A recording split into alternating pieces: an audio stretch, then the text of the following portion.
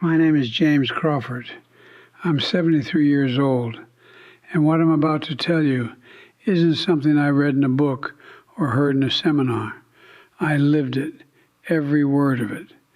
And if I could go back and shake my younger self awake, this is exactly what I'd say. At 38 years old, I had everything a man was supposed to have. A steady job that paid the bills on time, a roof over my family's head, a car that started every morning, kids who were fed, clothed, and enrolled in decent schools. On paper, I was doing fine. Better than fine, actually. I was doing what a responsible adult is supposed to do. But something was wrong. Something I couldn't name at first.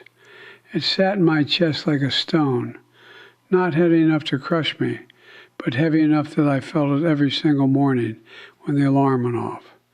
Every evening when I sat in my chair after dinner, staring at the television without actually watching it. Every Sunday night when the dread of Monday crept in like cold air under a door. I wasn't depressed, not in any clinical sense. I wasn't in crisis. I was just hollow.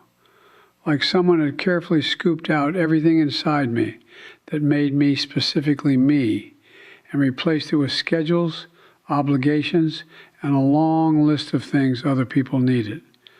I was 38 years old, and I realized with a quiet kind of horror that I had no idea what I actually enjoyed anymore. Not what I was supposed to enjoy, not what looked good or sounded impressive, what I genuinely, honestly enjoyed doing when nobody was watching and nothing was at stake. I couldn't answer that question. And that terrified me more than any problem I'd ever faced. The difference between filling and building. Here's what I've come to understand after decades of thinking about this. There's a massive critical difference between filling your life and building your life. And most people, good, hard-working, well-intentioned people, spend their entire existence doing the first one while believing they're doing the second. Filling your life is easy. It happens almost automatically. You wake up, you respond to whatever demands are waiting for you, you check boxes, you solve problems that other people hand you. You collapse into bed exhausted, and you do it all again tomorrow. There's no shortage of things to fill your time with.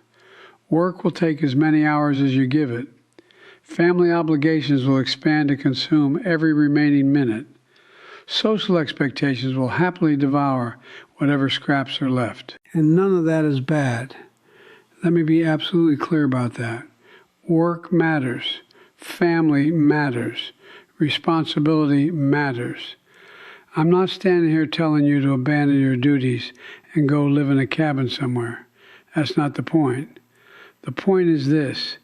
If all you ever do is respond to what life throws at you, if your entire existence is a series of reactions to other people's needs and timelines and expectations, then you're not building anything.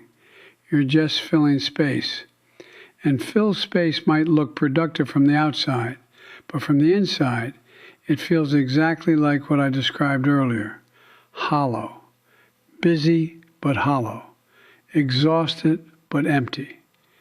Building your life is different.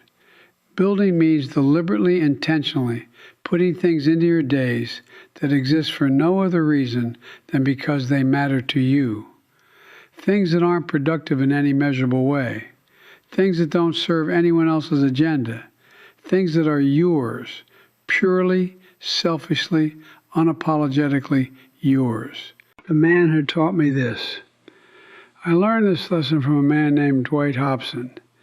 He was 71 when I met him, a retired school teacher who lived 3 houses down from us on Maple Drive. I'd see him every Saturday morning in his garage with the door rolled up, bent over a workbench, doing something with wood, sawing, sanding, measuring, fitting pieces together. For months, I just walked past and nodded. One morning, I stopped and actually looked at what he was making. It was a birdhouse, not a simple one, an elaborate, beautifully crafted thing with tiny shingles he cut individually from cedar scraps, and a porch with miniature railings. I said something stupid like, "That's really something, Dwight." and he looked up at me with sawdust in his eyebrows and said something I've never forgotten. He said, "James, most men our age have a life full of things, but they never actually build any of it. It just accumulated around them like snow. I decided a long time ago that I was going to build things on purpose, even if they're small, even if nobody else cares about them, even if the only person they matter to is me." I stood there in his driveway for probably 2 full minutes without saying a word, because he had just described my entire existence with surgical precision. My life was full, completely, overwhelmingly full, but I hadn't built any of it, not really, and it just accumulated. Responsibilities stacking on top of responsibilities, obligations piling on obligations, until the pile was so high I couldn't see over it anymore. And somewhere underneath all of it was a version of me that I'd completely lost track of. Dwight didn't just talk about building, he lived it. Every single day of his retirement, he made something. Birdhouses, cutting boards, small shelves, picture frames, toys for his grandchildren. Nothing that would end up in a museum. Nothing anyone would call important by conventional standards. But every piece had his attention in it, his care, his choice. He wasn't responding to anyone else's demands when he picked up that saw. He was doing something because he wanted to. And that single fact, the wanting, was what made all the difference. What I did about it. After that conversation with Dwight, I went home and sat in my kitchen for a long time. My wife, Catherine, asked me what was wrong. I told her I didn't think anything was wrong exactly, but something needed to change, and I wasn't entirely sure what it was yet. That weekend, I drove to a hardware store and bought the cheapest set of woodworking tools they had. A basic saw, a hammer, some sandpaper, a square, a handful of clamps. I had no idea what I was doing, absolutely none. The first thing I tried to make was a simple box, just 4 sides and a bottom. It took me 3 attempts. The first one looked like it had been assembled during an earthquake. The second was slightly better, but fell apart the moment I picked it up. The third one held together barely, and I sat there looking at it on my workbench with a feeling I hadn't experienced in years. Satisfaction. Real, specific, earned satisfaction. Not because the box was good, it was objectively terrible, but because I had chosen to make it. Nobody asked me to. Nobody needed me to. No deadline was attached to it. No performance review would mention it. It existed purely because I decided it should exist, and I built it with my own hands, and there it was. That feeling was so foreign to me at 38 that it actually scared me a little. How long had it been since I'd done something purely because I wanted to? How many years had I spent doing only what was expected, required, or demanded? The answer, when I was honest with myself, was almost 15 years. Since my early 20s, when I had last done things just for the joy of doing them, I had gradually, invisibly, replaced every personal interest with some form of duty. And I'd done it so slowly, so incrementally, that I never noticed it happening. Like a frog in slowly heating water, except nobody was doing this to me. I was doing it to myself. The cooking analogy. I think about it like cooking a meal. You can put plain rice on a plate every single night, and technically, you've served dinner. Nobody goes hungry. The basic requirement is met. The box is checked. But that's not a meal. Not really. A meal, a real one, the kind that makes people slow down and actually enjoy what they're eating, takes more than just filling the plate. It takes flavor, spices, thought, a little creativity, something that makes this particular Tuesday night dinner different from every other Tuesday night dinner you've ever had. Your life works the same way. You can fill every hour with obligations and responsibilities and necessary tasks, and technically you're living. Nobody can accuse you of being lazy or irresponsible. The basic requirements are met. All the boxes are checked. But that's not a life. Not really. A life, the kind that actually feels like it belongs to you. The kind that generates warmth and meaning and the occasional moment of genuine delight, requires more than just filling your plate with plain rice every day. It requires you to deliberately add things that have flavor, things that are yours, things that exist for no practical reason except that they make your particular existence taste like something worth having. The guilt problem. Now I know what some of you are thinking, because I thought it too. You're thinking, that sounds selfish. I have people depending on me. I have bills to pay. I have responsibilities that don't disappear just because I want to build birdhouses, or learn to paint, or take up fishing, or whatever else sounds appealing. And you're right. Those responsibilities are real, and they matter, and I would never tell you otherwise. But here's what I learned, and it took me far too long to learn it. Neglecting yourself isn't selfless. It's just a slower, quieter form of self-destruction. And eventually, it doesn't just hurt you, it hurts everyone around you. Because when you're running on empty, when you've given every last piece of yourself away to obligations and left nothing, not one single thing for your own nourishment, you become someone who's physically present but emotionally absent. You're at the dinner table, but you're not really there. You're at your kid's game, but your mind is somewhere else entirely. You're next to your partner in bed, but you might as well be in a different country. I know this because I was that person for years. My body showed up to everything. My spirit had checked out long before. Taking time for yourself isn't selfish. It's maintenance. You wouldn't run a car for 15 years without changing the oil and then act surprised when the engine seizes. But we do exactly that with ourselves. And then we're somehow shocked when we feel hollow, burned out, disconnected, and resentful. What curiosity-driven living looks like. After the woodworking started, something unexpected happened. It was like opening a door that had been sealed shut for 15 years. Other interests started creeping back in. I started reading again, not work-related material, but books I actually wanted to read. History, biographies of people who fascinated me, a novel here and there when the mood struck.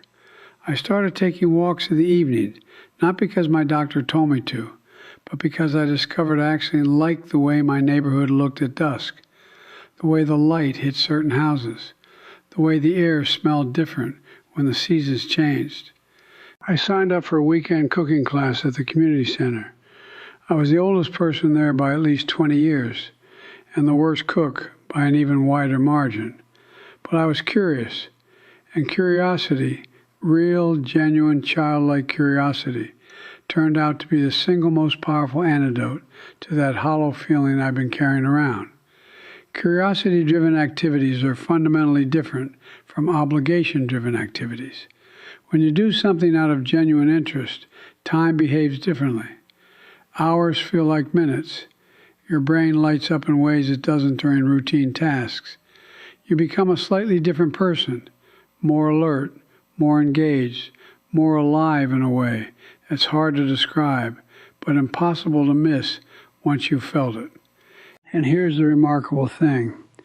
When I started filling my own cup again, everything else got better too. Not perfect, but better. I was more patient with my kids, more present with Catherine, more effective at work, not because I was putting in more hours, but because the hours I did put in came from a person who wasn't running on fumes anymore.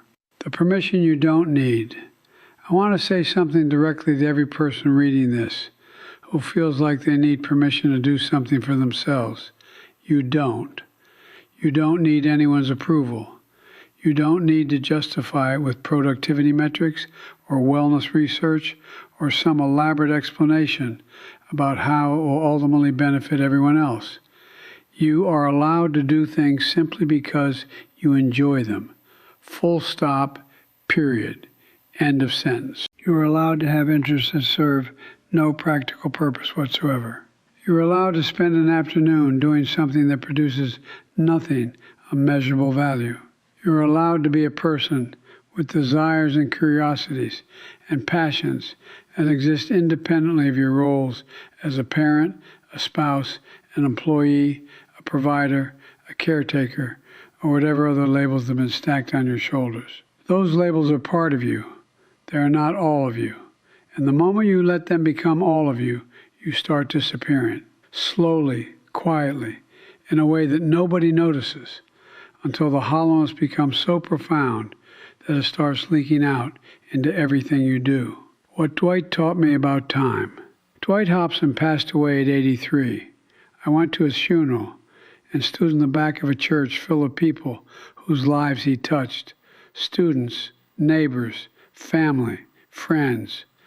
His grandson gave the eulogy and said something that broke me open completely. He said, "My grandfather never wasted a single day, not because he was always productive, but because he always did at least one thing each day that was purely his, something he chose, something that belonged to nobody but him. And that's why he was never bitter, never resentful, never empty. He'd already given himself what he needed before the world started asking for things." I stood in that church and cried. Not for Dwight. He lived a full, deliberate, beautifully built life. I cried for all the years I spent living the opposite way, filling instead of building, reacting instead of choosing, accumulating obligations like snow while the actual person underneath slowly froze.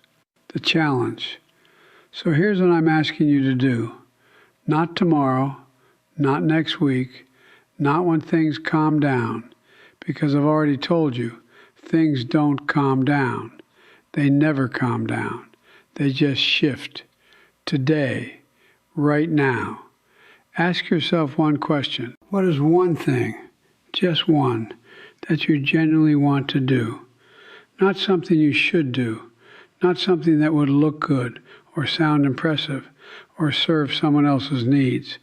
Something you want to do for no reason other than the doing of it. Maybe it's picking up a paintbrush. Maybe it's learning to cook something complicated.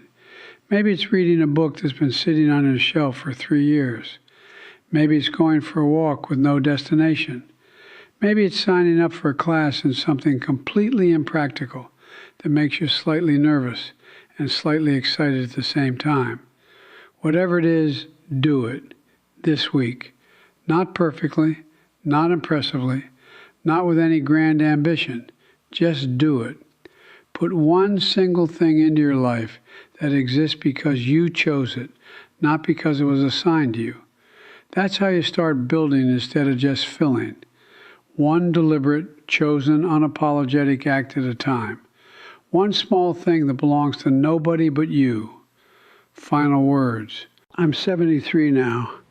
My woodworking has gotten considerably better since that first disastrous box, though Margaret would probably still have some pointed observations about my technique. I read every night before bed. I cook meals that sometimes surprise me with how good they turn out. I take walks in the evening and notice things I would have walked right past 30 years ago. My life isn't perfect. It never was, and it never will be. But it's mine. Actually, specifically, deliberately mine.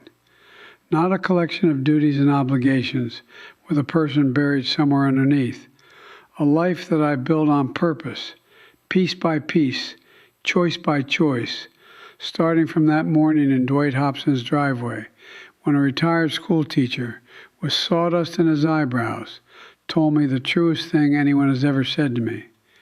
Build things on purpose, even if they're small, even if nobody else cares about them, even if the only person they matter to is you, especially if the only person they matter to is you.